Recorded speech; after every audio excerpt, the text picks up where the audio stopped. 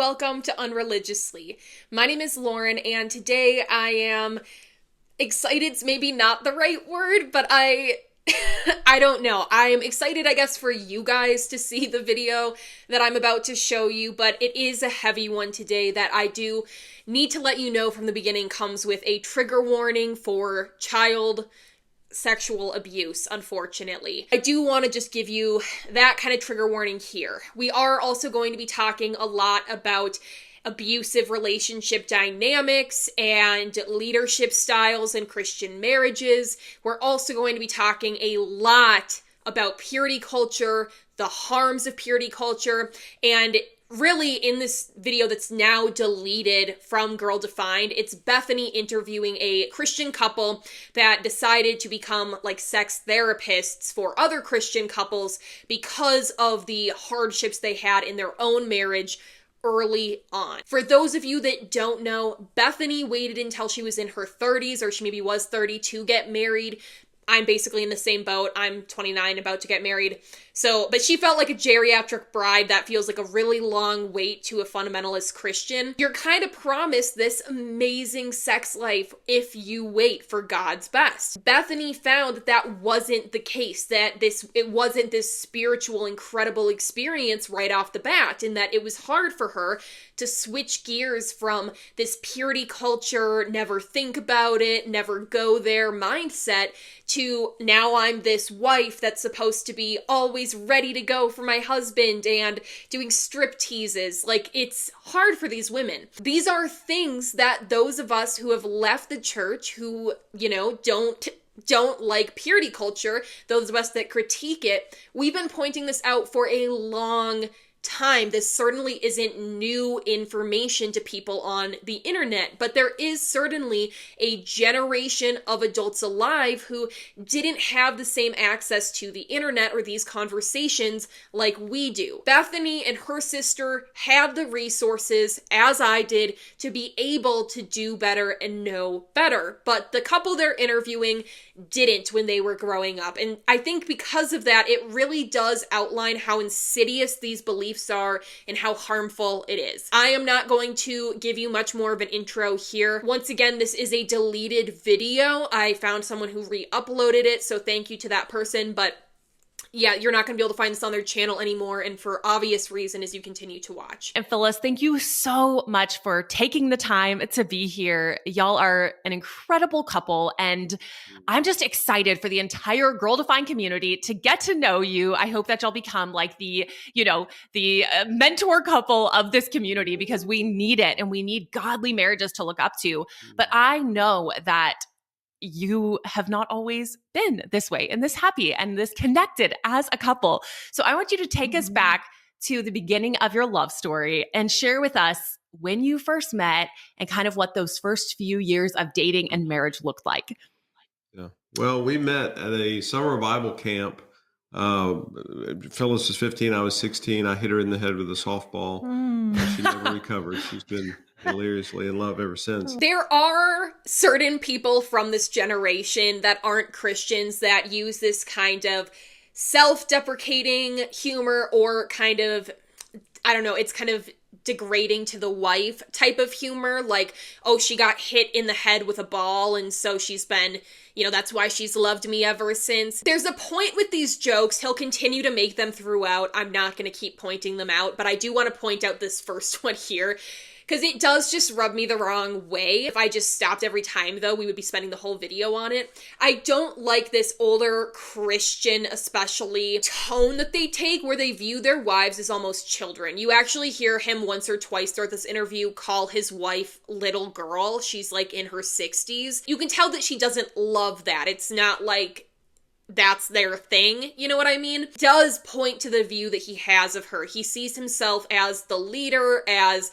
being the one not just in charge by God, but also because he's mentally more capable of being in charge. I know that you've only seen that one joke in this short clip, so it seems like an overreach right now, but as you continue to watch, as you listen for him calling her things like little girl, yeah, it's just, you'll start to see the point that I'm trying to make. Wow. But we just didn't have a clue. And we had a fairy tale romance. I mean, it was a lot of fun. We were high school sweethearts.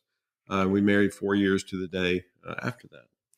Wow. And we weren't always in the same city. So we wrote a lot of letters. And You know what writing letters is? Have you ever heard of that's back in the day. actual letters? Yeah, back in the Snail day. mail. Yeah, Put a snail link mail. in so that people can look that up. Yeah, snail mail.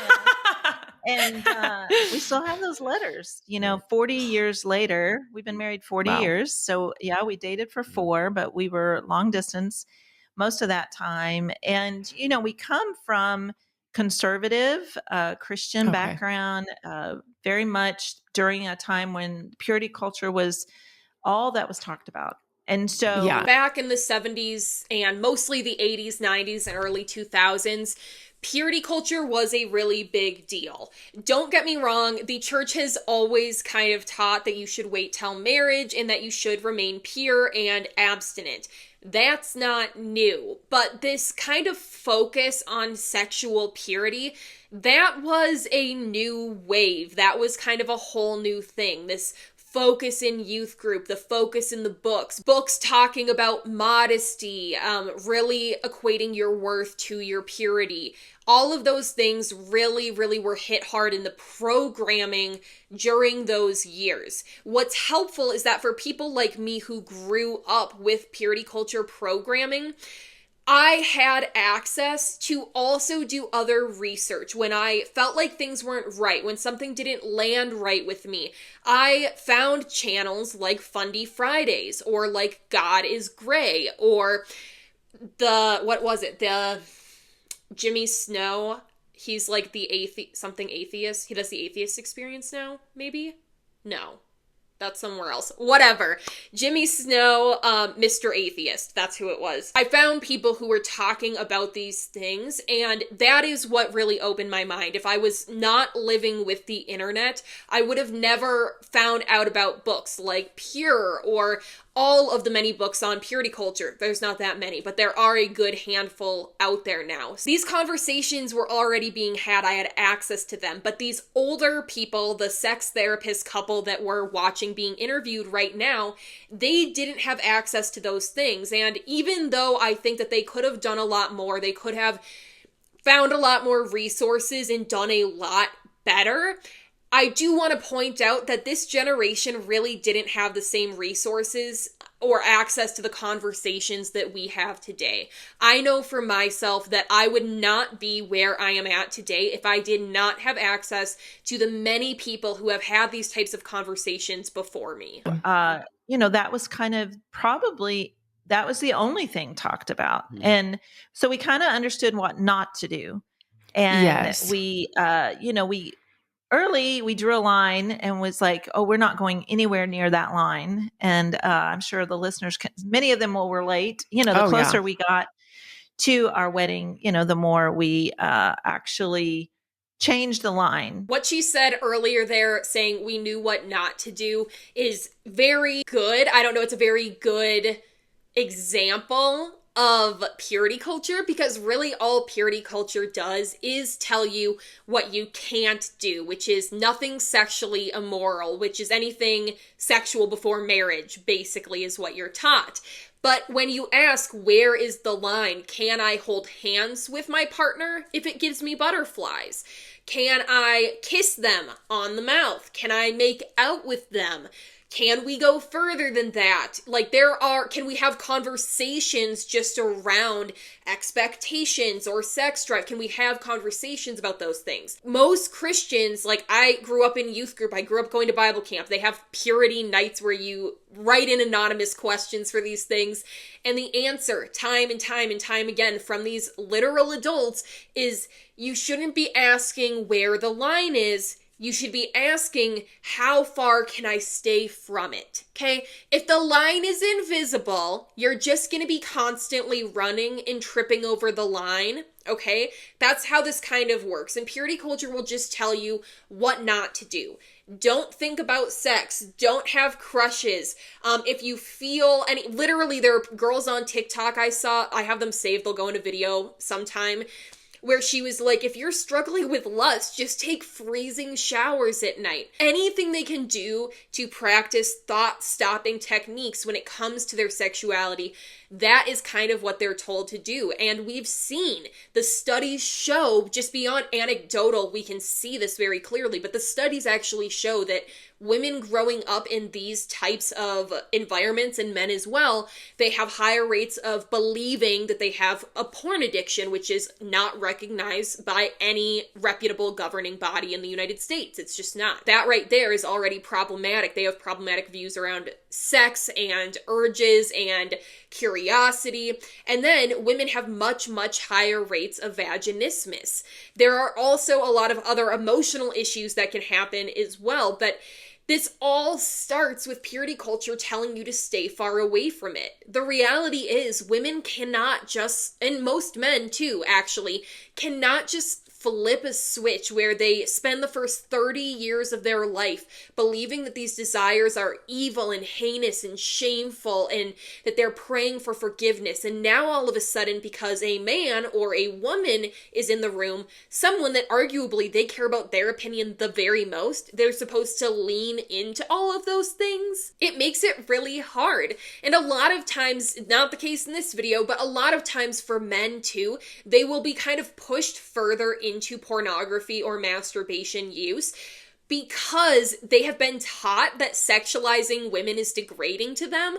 And so when they have the urge to be with their wife in that way, they feel like they're degrading her. They don't want, like, it feels bad. It feels wrong to do it.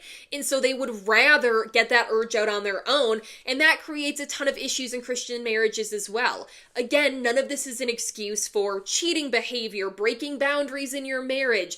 None of this is an excuse for marital abuse or sexual abuse.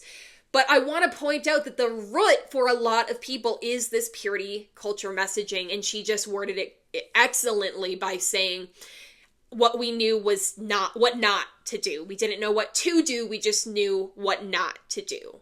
But definitely did not ever have, intercourse until the wedding night. So, so that's kind of where I would say dating, long distance, and very filled with the foundation of loving God and of just, being involved in different ministries. And so it just seemed like, man, we've got all the ingredients for success right there. Wow. For sure. So when you went into marriage, you're, preparing and, you're Christians and did you feel like you were set up for success?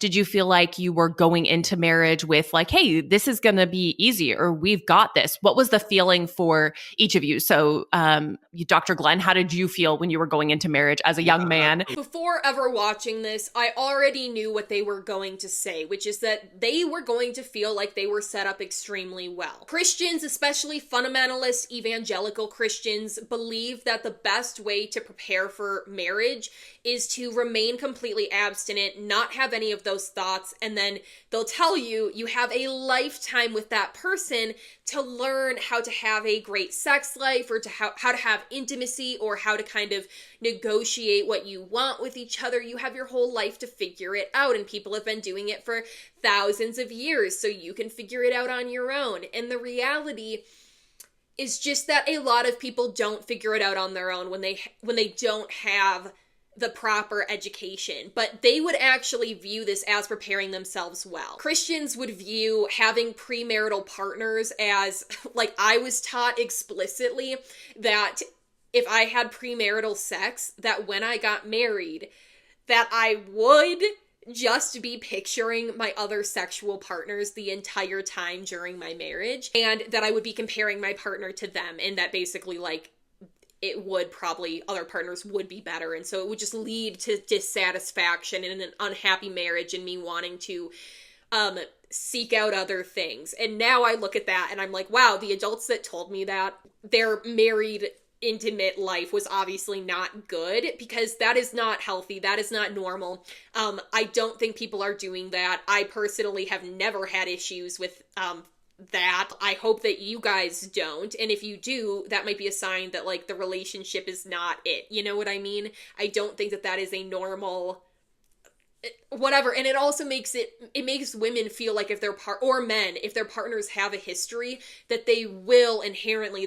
that is the consequence of their sin, that it will have a negative impact on their marriage. So they won't even learn about basic things. They won't have these conversations about sex drive because they're just like, you'll figure it out when you're married, and the best way to prepare is to have nothing else to compare it to. That really is what it boils down to. Y'all were babies. I feel like I got married at 30, so I'm like, y'all were literally babies.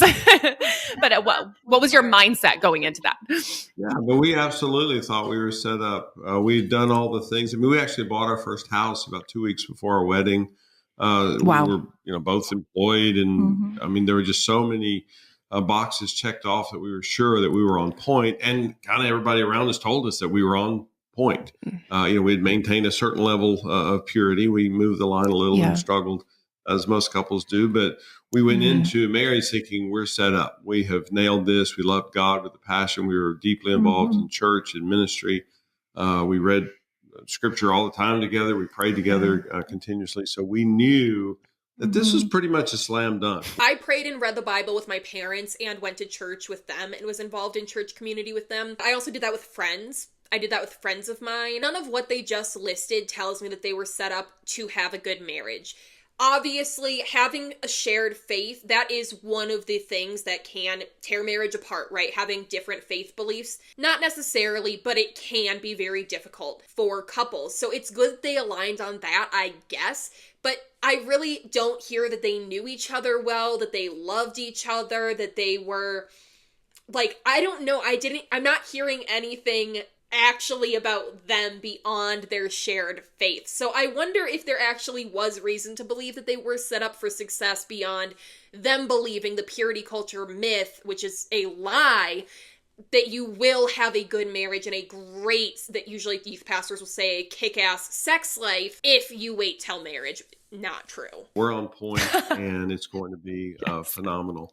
We were a little bit shocked that it didn't play out that way. Yeah, Phyllis, talk about that. You get married, you go into your honeymoon, you have this slam dunk ready, which I can kind of relate to. That's kind of how I felt when I got married. Like, I have read the books, I've got this. Like, I am a pro. But for you, it really was a dramatic shock. It's like we had, that perfect wedding, our dream wedding. Yeah. And, we had our community with us and all the showers and all the things you focus on. And, Glenn kind of planned the honeymoon, and that was fine. I thought that was normal. And, and our first night, was at this beautiful Hyatt Regency hotel and the honeymoon suite. So it couldn't have been more beautiful. But I believe that we both, with the whole idea of purity, that we thought our first sexual encounter would be spiritual, would be like beyond any joy experience in our lives. This is exactly what purity culture teaches. And even though Christian women like Bethany will say, and she did say in her videos pre-marriage, that she understood it's not going to be fireworks the first time. It's not going to be this life-changing experience. And I have realistic views. But they foundationally, fundamentally believe that it is a spiritual experience.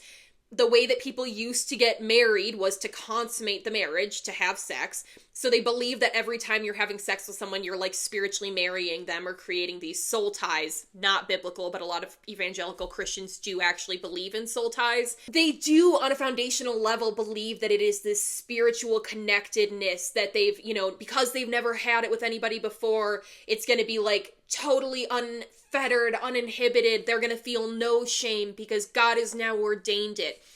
The reality is just not that, especially for these women, these young women who have waited until they're 30 or 25, or maybe they're even getting married at, 22 or 23.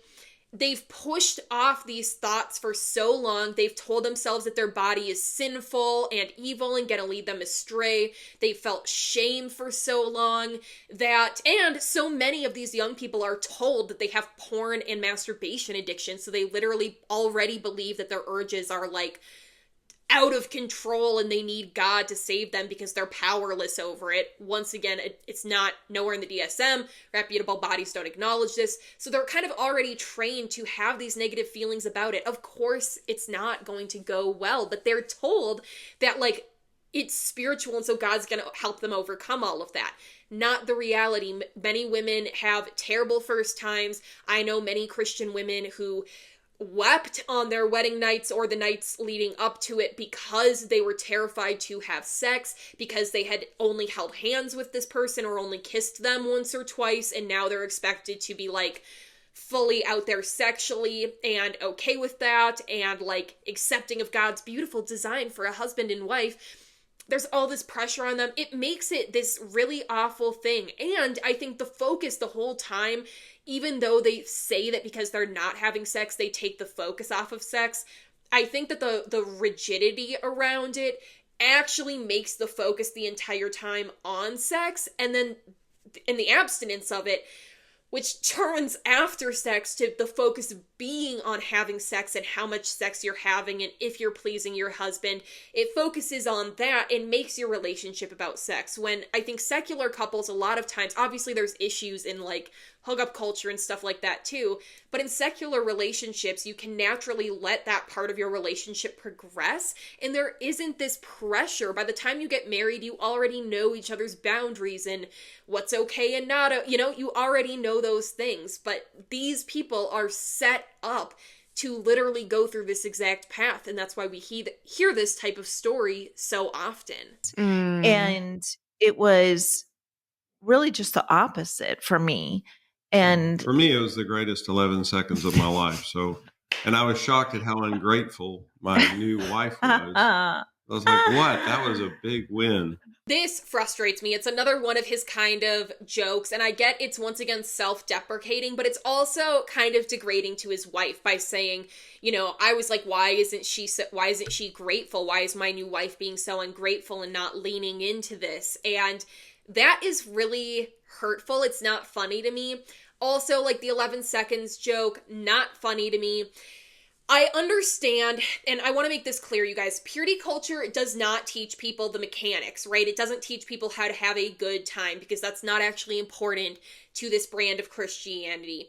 They see it as like a wifely duty or a spousal duty to one another to keep each other satisfied. It's not, if they don't enjoy it, they just feel like, well, I just don't enjoy it, it's my duty. That's obviously terrible, but they should...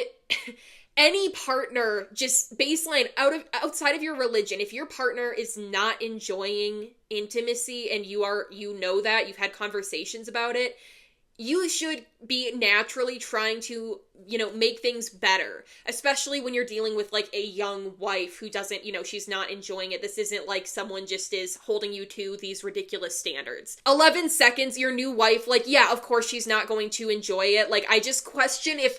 I think he's centering his own pleasure, and that's kind of the purity culture thing here. Male's pleasure is really centered, and so of course she's not going to have a good time. But what concerns me is just that a lot of these men then don't even have this like human empathy response to want to take care of that, look into that, do the research to figure out, why isn't it enjoyable for my wife? Why isn't this something that's fun? Instead, they just basically act like their wives, 99% of the time, should bear it. And this causes trauma. There are many instances of women having vaginismus, which is incredibly painful, makes it like impossible. And husbands will force their wives through it anyway, being like, well, it shouldn't hurt that bad, so you need to get over it. Or you need to just pray about it. Or you need to just fulfill your wifely duties because otherwise I might need to go outside the marriage. Like, it is a very toxic thing. So I'm going to let them continue, but I do just want to say, yeah, these jokes from him rub me the wrong way. They're not funny to me, especially as she continues to share how traumatic all of this becomes for her. Well, did y'all know right in that moment? Like, Dr. Glenn, you're like, this is so great. Why is she so ungrateful? Was there like a communication that happened? Right. And that's the problem, is we did not know how to convey authentically at all. And Phyllis didn't have the voice, and didn't have the voice for many, many years after that. Mm-hmm. But I had no idea. Because, literally for me, we have penetration for the first time, and there you go. I ejaculated, and wow, what a huge win. And I did not know that my partner was like, wait, what? That was the magic? Are you kidding me? He might genuinely have not known immediately after the first time or first few times that she wasn't interested. But this issue goes on for many years, and I just want to say it doesn't feel like he ever gives her the space to really share these things. Something that I like to say to people is, like, if you're not ready to communicate with your partner openly and honestly and, like, unfettered about sex, you're not ready to have sex, because otherwise you're putting this is not talking about abuse situations, but if you don't know how to advocate for yourself, it's risky waters for you and the other person. And a lot of times these purity culture marriages, they throw them into these sexual relationships when they're not at all ready for them, and they don't even know that they're not ready for them yet, because they're not even allowed to think about it. They just think God is going to magically fill that gap, and then it's traumatic for them because they're not actually ready for those experiences, or they're not ready, like maturity wise, to have conversations with their partner about it, or they realize that they're married to somebody who they can't have these types of conversations with. All of that is doing a disservice to young people. I'm not blaming any individuals.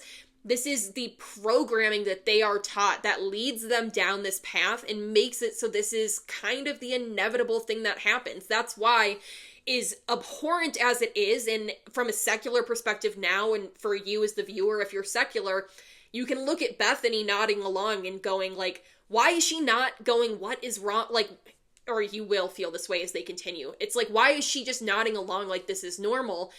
The reason why is because it is normal for somebody like Bethany, and that is because of the programming. So again, I think, a lot of times people like to blame these people, and in this case, I think you can blame this older couple for some of the things later on. But I just want to say, again, the reason this is so common is because the programming is really the problem here. It's not just like people getting confused. This is how the church teaches it, and these are the exact results we see across the board time and time and time again. And again, we were clueless. Yeah. I had learned quite a bit about sex from my fellow third graders, and found out that some of that information was inaccurate. Who knew? And I'd never told Phyllis that I knew everything about sex, but I hadn't told her that I didn't.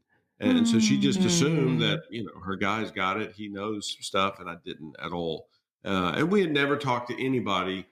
You just didn't do that. That was not acceptable. You didn't talk about real things such as sex. And so our wedding night and the honeymoon was a disaster. And Phyllis figured out that, so we did a lot of water skiing on our honeymoon, because Phyllis figured out if we're in a boat with other people, ain't none of that sex stuff happening. And I did not realize I'd married a water ski-aholic. And so literally we'd have breakfast, and then I'd be like, hey, babe, you want to go back to the like, no, let's go water skiing. We'd come in for lunch, go right back out to the boat. And that's what we did our entire honeymoon. And of course, by the end of the day, Phyllis is exhausted. She's like, oh, babe, I'm just so tired. And I'm like, well, if we hadn't water skied so much, you wouldn't be tired. But again, she's just struggling so much. She doesn't know what's happening for her.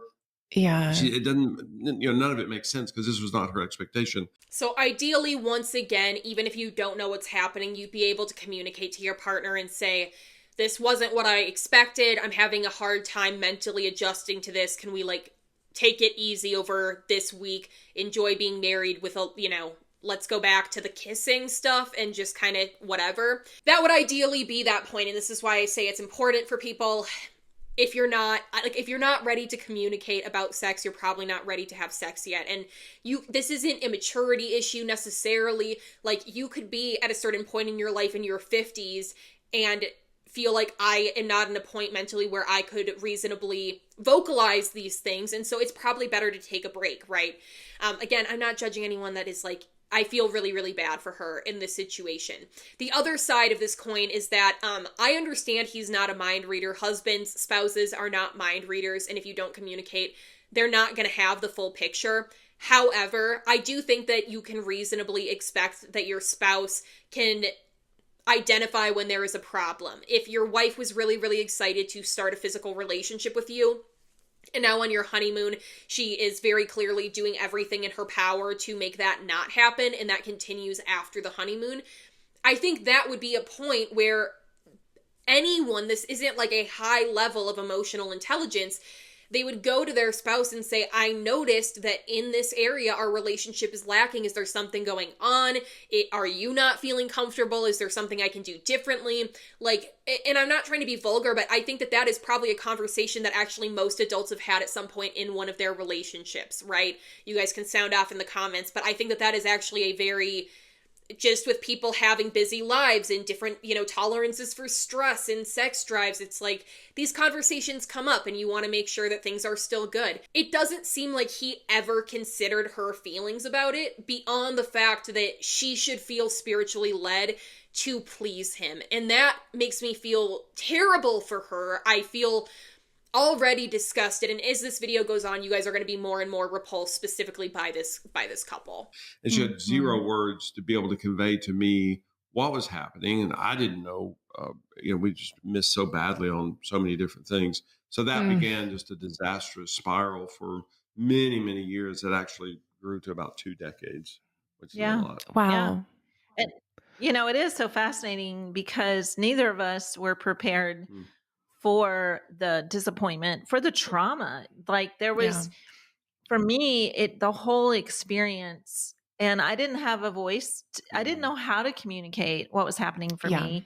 And so I was just very quiet, and, water skiing felt safe. So and I knew how to water ski. So that was a comfortable place for me.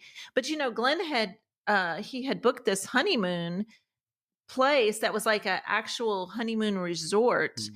And so everything was kind of geared like that, screamed loudly, and even I don't know if it was a condo or what we were staying in, but everything was like red velvet and, mirrors everywhere. And I was just mortified because I wasn't comfortable with any of it. This is really common. I've actually, once again, it's anecdotal, but I've shared this with you guys before in videos, just that when I was like in 8th grade, I was going to a Christian therapist, licensed therapist, thankfully, but very much a Christian. I remember we were talking about purity and stuff like that for some reason. I don't think I brought that up, but I remember just saying, I have a lot of guilt because this idea of both of us waiting till marriage and then like all of a sudden having sex on the wedding night, it sounds terrible to me. That sounds like borderline humiliating. I don't want to do it. And I was like, I'm willing to commit my celibacy to the Lord.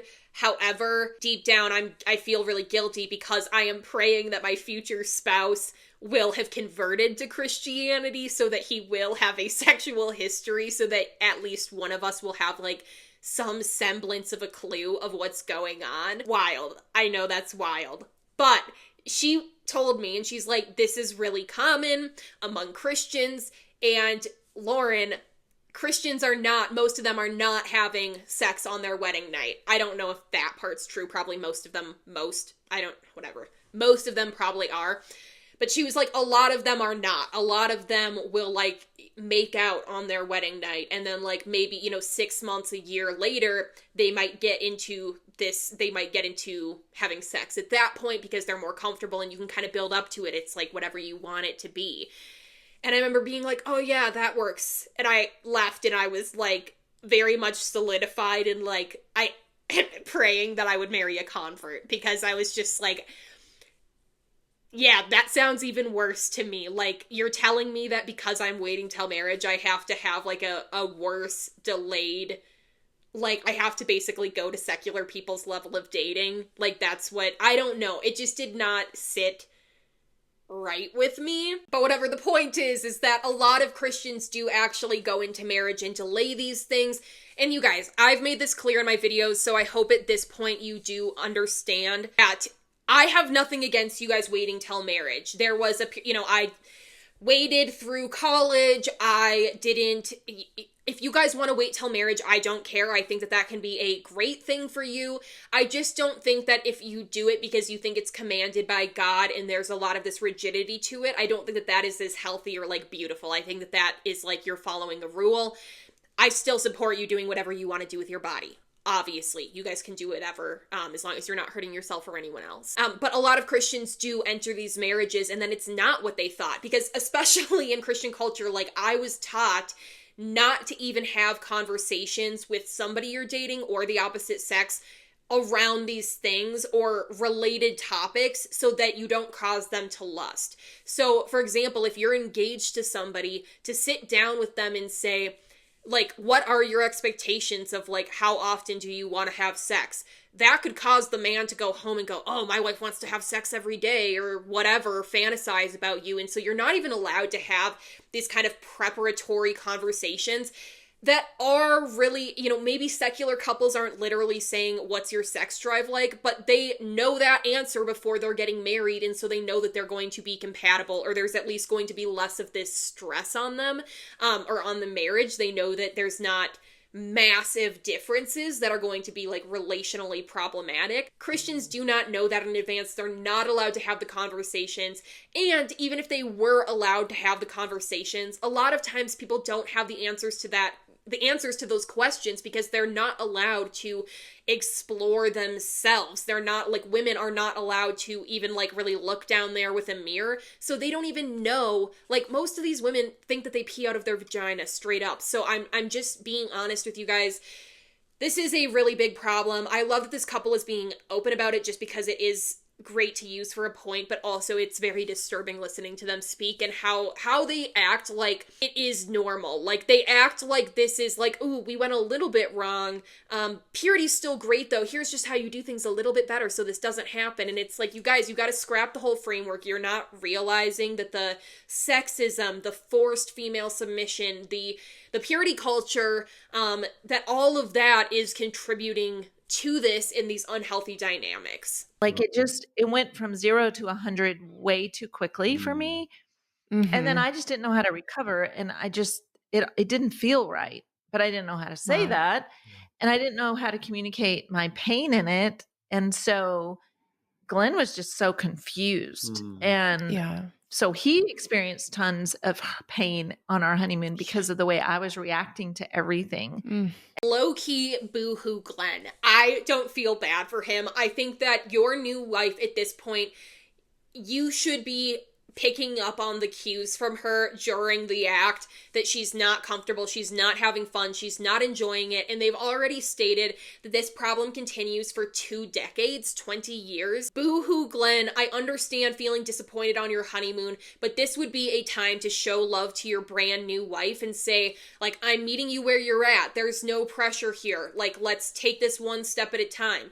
I understand, even as an 8th grader, I understood why this outcome exactly was not ideal, why I didn't want that. And I understand for Christians who aren't prepared for that being a potential outcome, that it would be devastating because truly it is put on such a pedestal. But it seems like Glenn is way more focused on his own needs and trying to coerce her and convince her that this is her role by God and she needs to kind of just grin and bear it. He seems to think that she needs to work on herself, not that they need to work on their intimacy and their connection. And, you know, when we got back after a week, it's kind of like you get right back into your world, but you know, you're different now.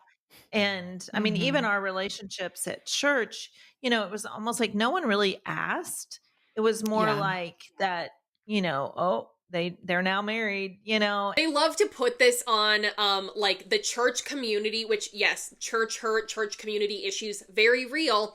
But this is not an issue of the church community. This is an issue of the theology and the purity culture teachings that are pushed. The reason that nobody at your church asked how your sexual relationship in your new marriage was going is because that's fucking weird. That should not be normalized. You should not set up new married couples to have such a shitty sex life that they have to be seeking out mentors of people they literally know in person to get advice about the basics of female anatomy. That should not exist.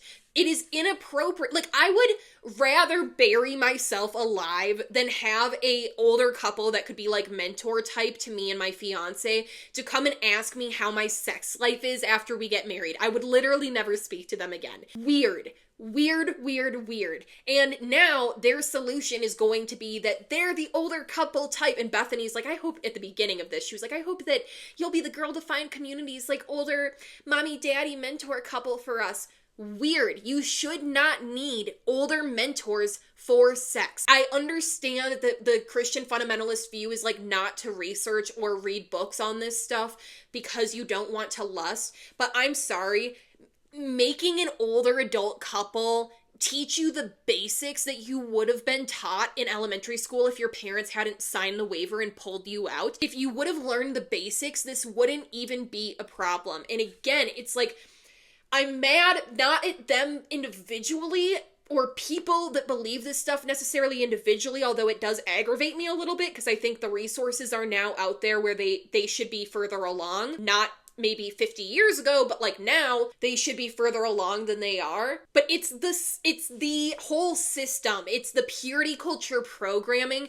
And I don't understand why they want to cling to it with such a tight fist. The answer here is not for married couples to get sexual mentorship. And so we didn't feel safe, or we didn't know who to talk to. Like no one even came into that to say, all right, so what was tough for you guys? Like what's happening? Y'all okay? I know that's a lot.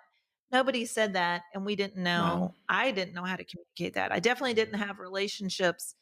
I had a lot of friends, and I thought I had really good friends. But when I got back from honeymoon, I didn't want to talk about any of it.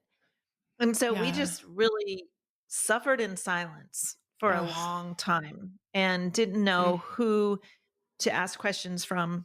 And so we made a lot of bad conclusions. I mean, it didn't take long for us to actually just decide that I was broken.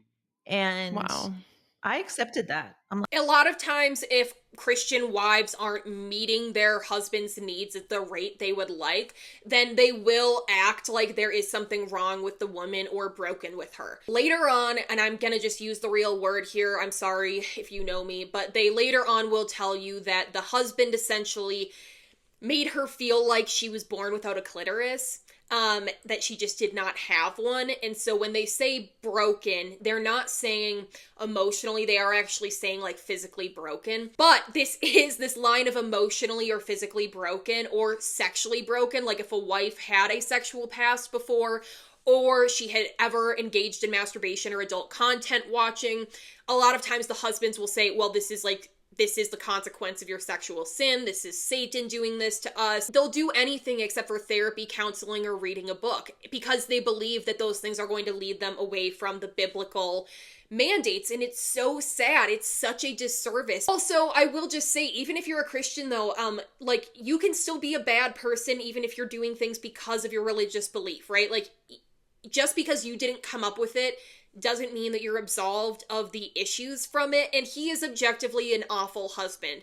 Allowing your wife to literally think that she was born without that sexual part, making her think that she was born broken and also still therefore needed to meet your needs because that's her religious duty to you. That is abusive. That is absolutely heinous. And especially when he clearly didn't even look up what it was or where it was located, or he would know that she had one. So he's not even doing his basic due diligence as a partner, as a husband, or her for herself to figure these things out. And yeah, it's upsetting. It is related to the religious programming, but man, it's just like, if he was a loving, caring husband, I think that a lot of this could have still, yes, the issues would have been there, but it could have still been overcome way before 2 decades into the marriage, just by them actually communicating with each other and him being somebody who she's able to communicate with. Like, yep, you're right. I'm one of those broken people who, and broken because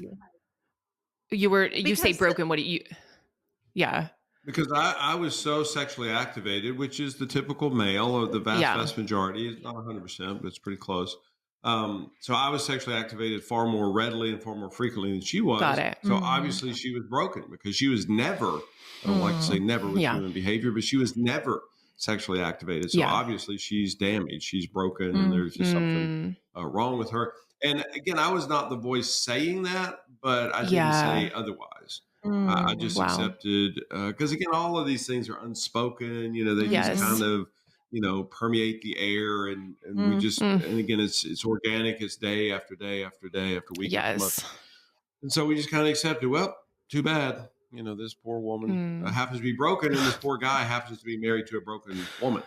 we just didn't know. And we had nobody in our life that, where we had any conversation about that. He tries to say that he wasn't the one telling her that, but later on, they literally will tell you that he was the one who did enough research to know that a clitoris was involved and that she therefore didn't have one. It was him telling her this. It was him doing it. And you'd think that if he genuinely thought that, or they genuinely thought that, if he cared about her, he would take her to a doctor, try to get this figured out, or try to talk to somebody like a sex therapist to figure out, like, how can we make this enjoyable for her? But he didn't care about that. He just was selfishly wanting his own needs met, and they never acknowledge that throughout this entire video. Bethany doesn't acknowledge it either. They act like this is just a spiritual duty that she needed to fulfill, and I think that they don't say this, but for me, this kind of crosses the line potentially into marital rape. And, I think it was communicated not necessarily with words, but I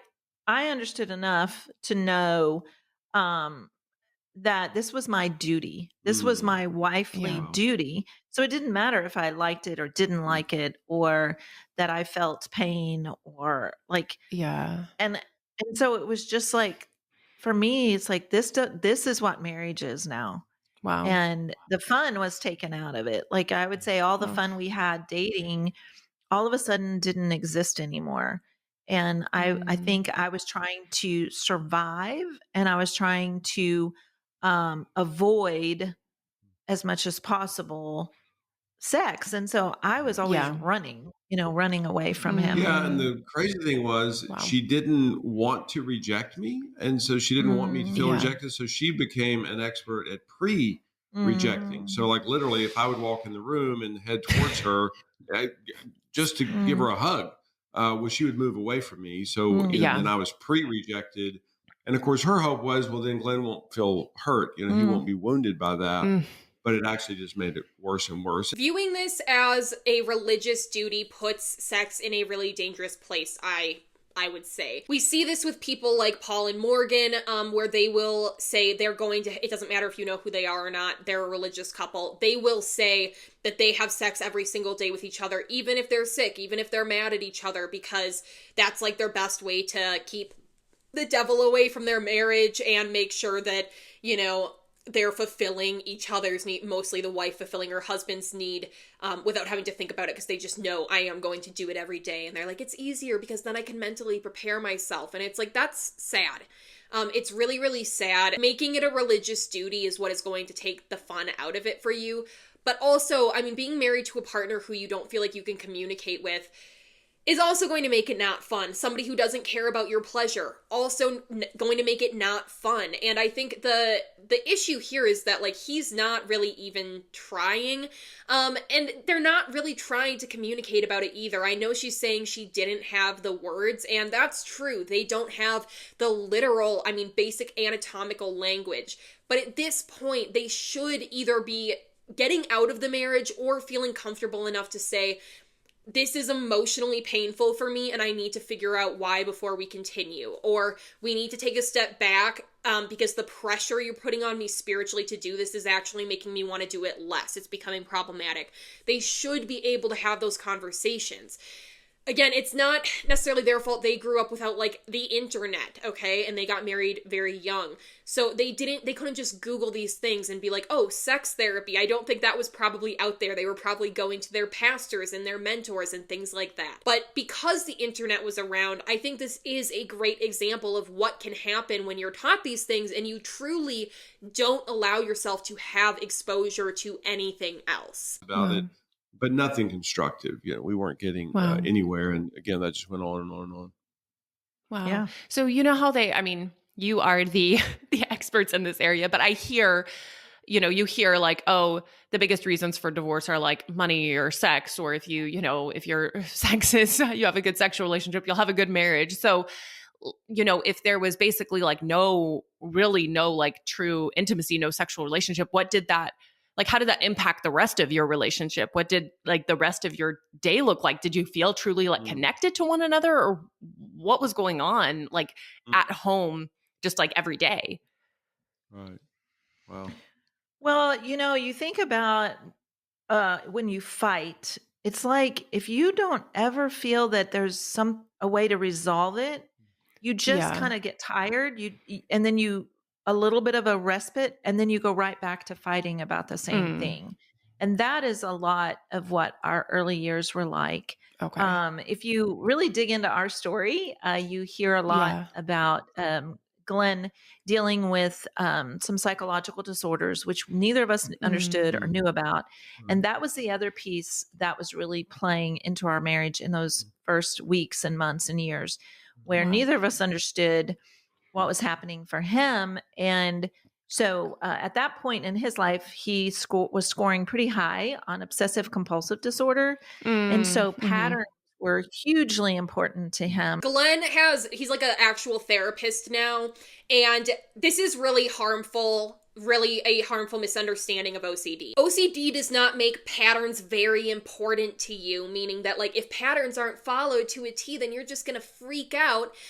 That's not the case. The thing is that your brain is pattern seeking, and you do compulsions kind of to confirm these patterns or whatever it is. I'm not going to get more into it than that, but it's not like if your routine is thrown off, then you're gonna freak out. It's not like you could have maybe like an ordering OCD thing where if it's not lined up correctly, fine, but there is not like an OCD that makes it so that you have to have sex this many times or you're gonna not be okay. That is a misuse of it. He's clearly still using it against her in some way to allow her to believe that, and it's frankly very harmful for people with OCD. Just coercion, this is just wrong. Having a mental disorder, having a mental illness does not excuse you from abusing people. So I hate this, and it's just not even true of OCD. OCD is not going to make you be a fucking weirdo to your wife and maritally coerce her and essentially rape her because you have created such a horrific sexual environment for her in your marriage. And a lot of pain when things weren't done, quote unquote, right. Well, and God's way. God's Which way. coincidentally was my way. Right. Him clarifying that it's actually God's way, not his way, tells me that he doesn't actually believe that it is OCD, and he believes that he was right, that they should have just been having sex more, and now that they've achieved that, then they're good, but that was still, like, he was still right back in that situation. Spiritual abuse is real, you guys. Marital rape is very much real, especially in these types of relationships, and it's devastating to me that she feels like she should still be in this marriage, honestly, but there are a lot of other evangelical fundamentalist Christians in marriages like this where they face this kind of abuse and they have normalized it. They do believe it's normal, and they're willing to make excuses for their partner on the basis of their mental health issues. As somebody that has dealt with depression, insomnia, anxiety, OCD, as somebody that's dealt with mental health concerns to varying degrees throughout my life, I just want to give you guys as the viewer right now the permission, if you are in a romantic relationship with someone, I want to give you guys permission that it's not an excuse for their treatment of you ever. I want you guys to know that there is there is nothing that is acceptable about abusing your partner, period, or being abused. If someone has these reasons that maybe help explain it, it's still not an excuse, and you do not need to be in that situation, okay? Okay, I just want to get that out there. Yeah, but also they're just completely misusing the spiritual language and the mental health language, and because of Glenn's training and his education around these things for real, he knows better, he does know better, and I believe that he's intentionally probably doing that to make it sound to his wife like, you know, get her to go down the mental path that he wants her to go down. Right. And so for us, there was just a lot of pain. For me, I felt like I was in like I couldn't win. There was not a topic that I was able to win in. And, you know, and so sex was painful, as in emotionally painful. It was confusing for me. And then just the everyday things, like, you know, I would do the laundry, but I wouldn't fold things just right, or I wouldn't put them away just right. And so then Glenn would redo things, and like literally, she'd do the laundry, I'd come home and I'd redo it. Right. She didn't do it, again, air quotes, she didn't do it correctly. And so I would redo everything. And for me, it was a very real pain point that the towels are not folded the same and they're not stacked up perfectly straight. Yeah. Phyllis, especially once we had babies, Phyllis is thinking, I got laundry done. it's a good day. And I'm thinking, yeah, but look at the Yes. towels. They're not all, all the cups aren't turned with the handles facing the same direction. The cans aren't turned, the barcodes lining up, which again, Phyllis was unable to even notice that. And Yeah. so she spent so much energy. It's just, so much guilt. And that I brought that to her, which I didn't know what was happening with me either. I wasn't doing it to be cruel. But she spent so much energy trying to figure me out and figure out what the patterns were. Because for me, they were organic. They just flowed from within me. I went undiagnosed with my OCD until well after college. And so, like, I can get him being like, I didn't know what was going on. But again, there is this piece where it's like, having OCD doesn't make you abusive. It doesn't make you an asshole. It doesn't make you cruel. I wasn't trying to be cruel. It seems like if he thinks that if he's right, that makes it not cruel, or that if he has the better answer, then like she has to do it that way. Just because he thinks that he has the better way or the right way, that does not make this behavior okay. Once again, I understand as somebody with OCD that it can be difficult to want to order things and pattern things, but the reality is that to get better, you have to resist those compulsions, and it is not reasonable on any level to ask other people to exist in my OCD world or in my compulsions with me. It's not. And it's not good for me either. It's actually not. It's counter to me improving in life and being better. So this is completely on him. I don't care that he was undiagnosed. I have also been undiagnosed. I've also scored very high.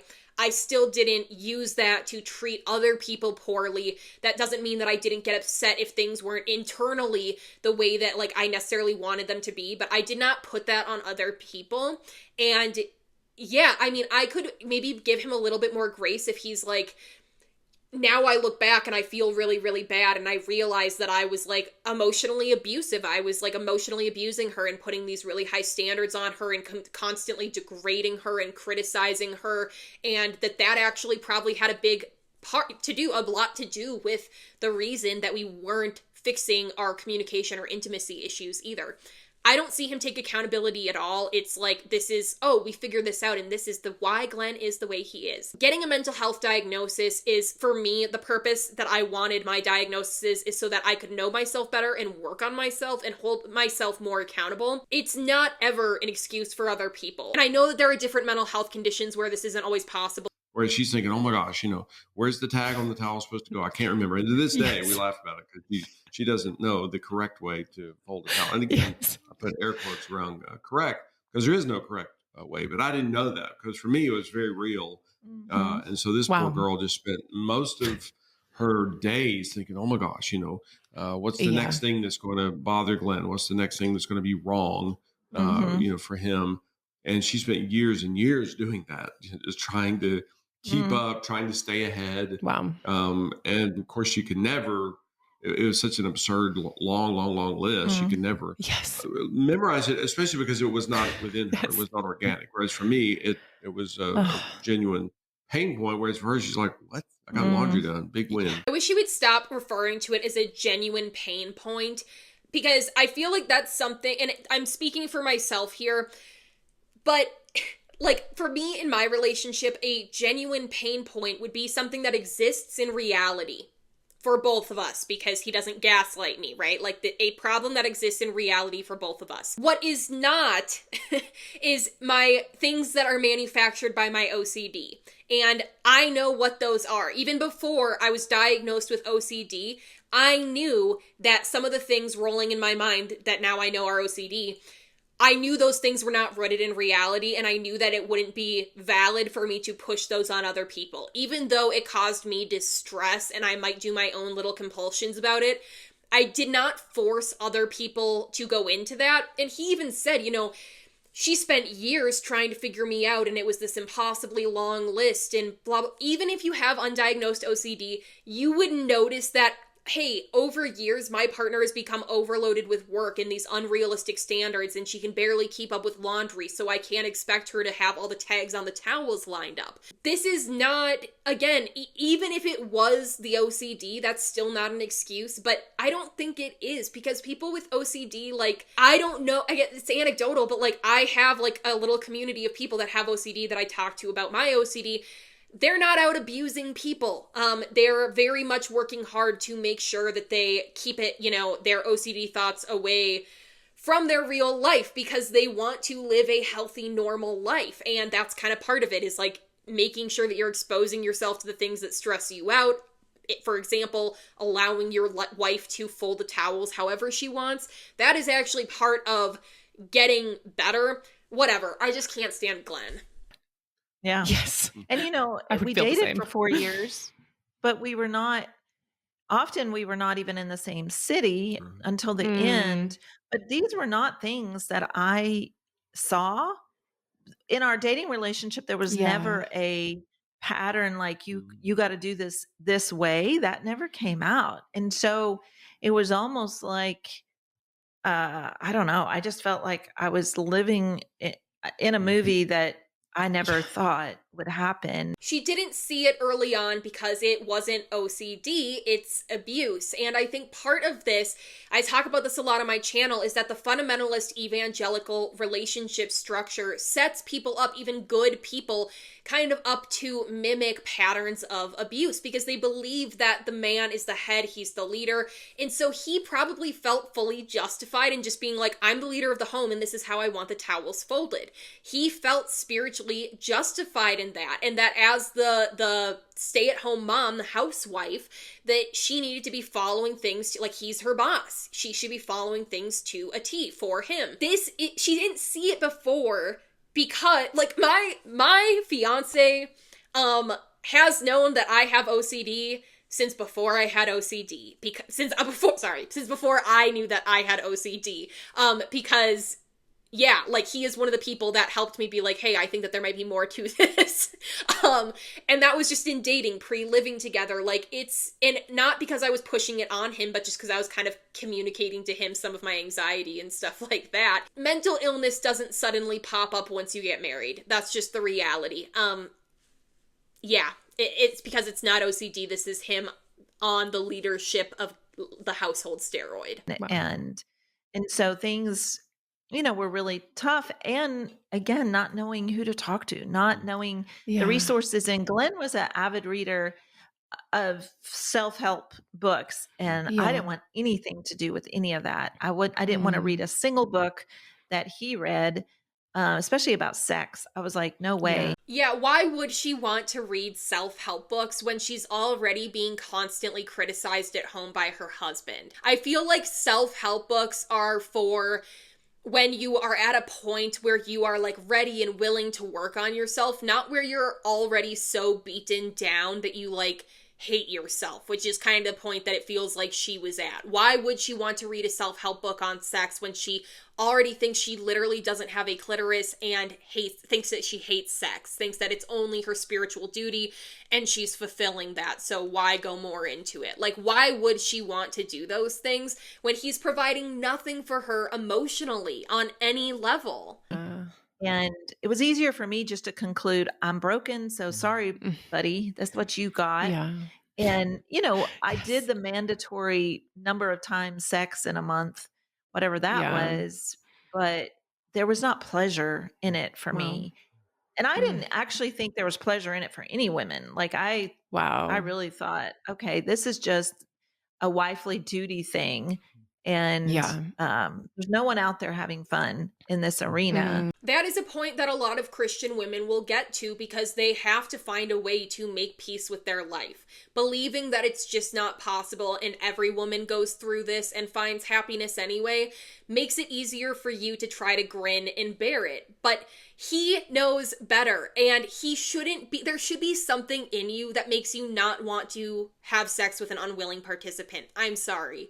This should have put a pause on things. This should have warranted more communication. This shouldn't have been something that he just tried to barrel through. I can accept that they maybe both did not have sufficient information, but innately in us, you should not be wanting to traumatize your partner. And so that's kind of how we functioned until finally we had some friends at church that we got close to, that we felt safe with. They were a little older than us. They had been married longer than us. They had already a couple of children.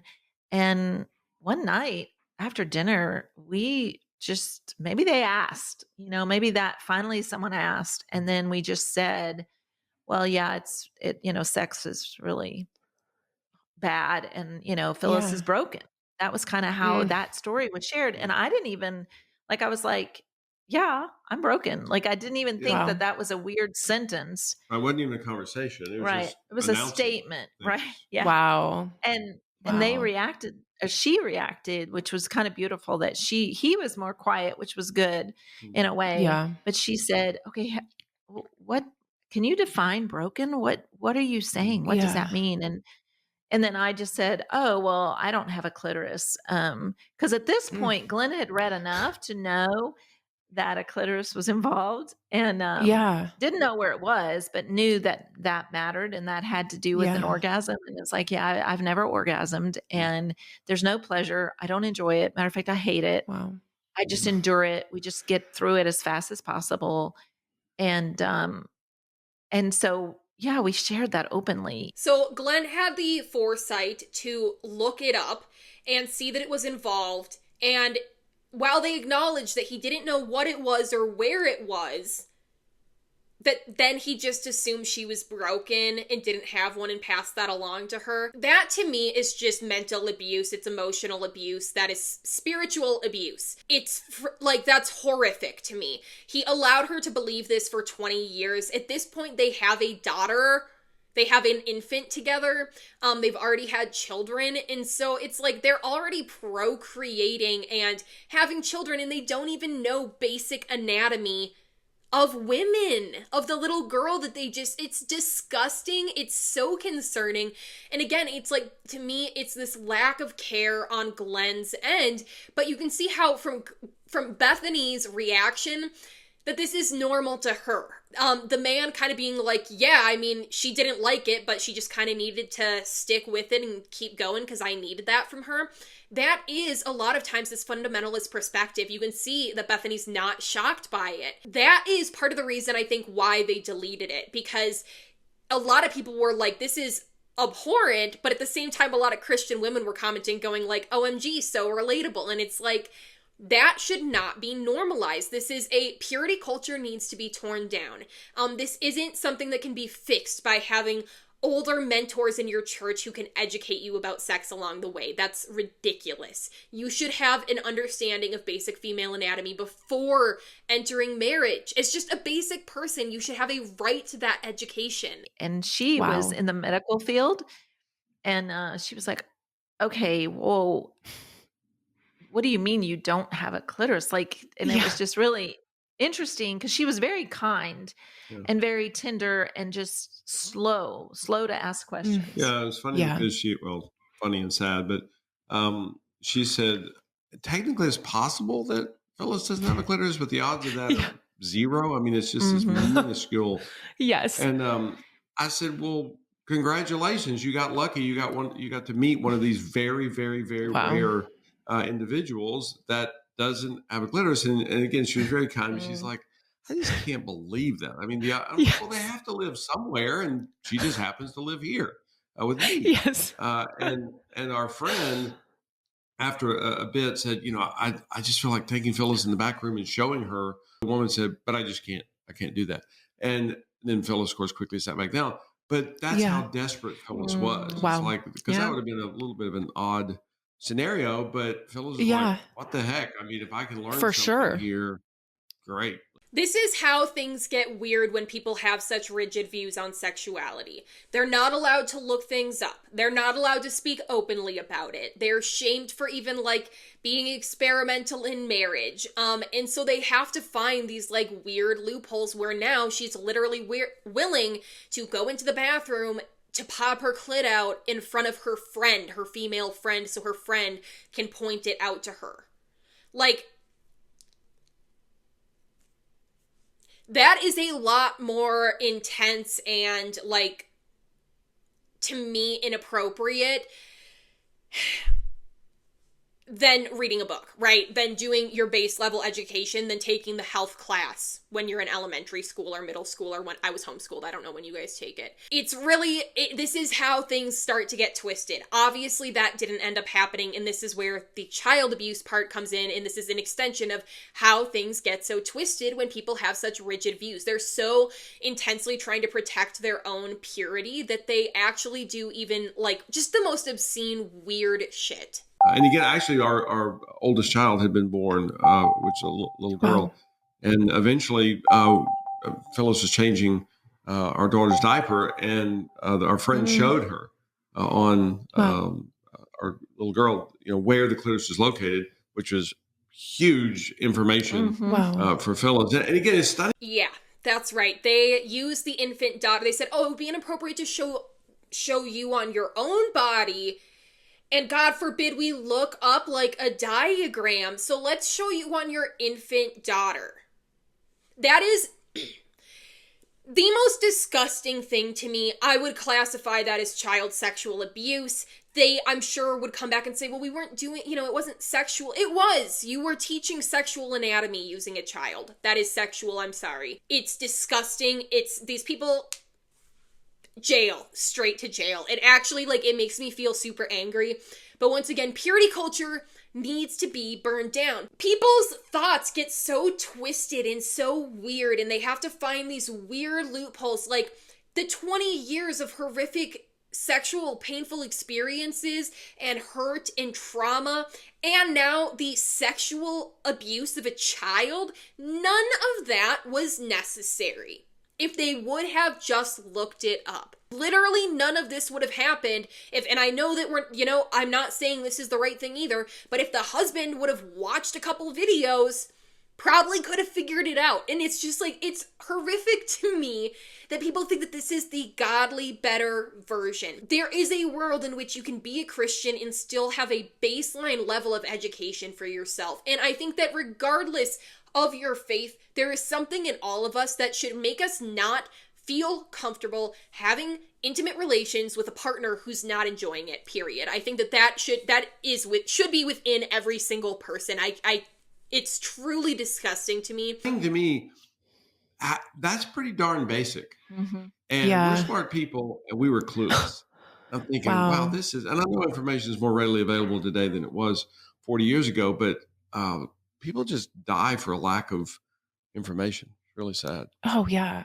Well, and I think that everything you're sharing is going to be so relatable for so many of our listeners here. And, it's just kept so private and so silent that, unless somebody else brings it up, like, hey, here's what we've gone through, here's what we've struggled with. So many of us don't even feel the freedom to share these things. And I know after podcast episodes like this, Kristen and I will get emails saying, wow, thank you so much for having them on, or thank you for this story.